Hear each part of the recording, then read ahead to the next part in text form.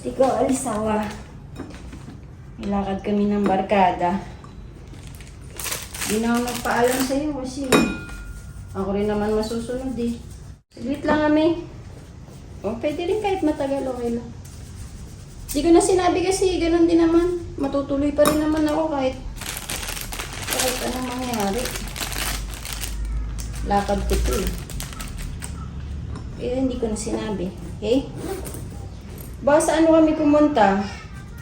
Text ko na lang sa'yo. Hindi ko rin naman kailangan sabihin kung saan kami pupunta. Hindi pa kasi nakapag-desisyon eh. At date na lang siguro kita. Tsaka kung pauwi na ako, hindi ko rin alam kung anong oras ako uuwi. Ha? Basta antay ka na lang ng text, ng chat ko. Kung hindi man ako mag-chat, ibig sabihin nag-e-enjoy pa ako. Ha? Huwag ka na lang alala. Okay, kaya ko naman sarili ko eh.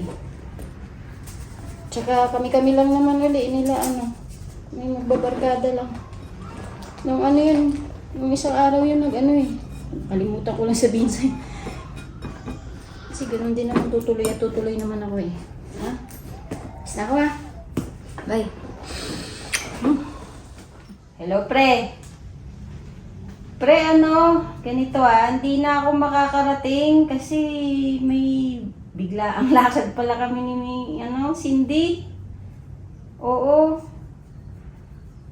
Oo kasi, may usapan pala kami. Aalis kami ngayon araw ha. Pasensya na pre pero next time babawi ako. Oo, sisiguraduhin ko.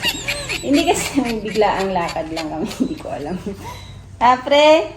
Pasensya na pre ha. Sige pre. Enjoy kayo dyan ha. Enjoy.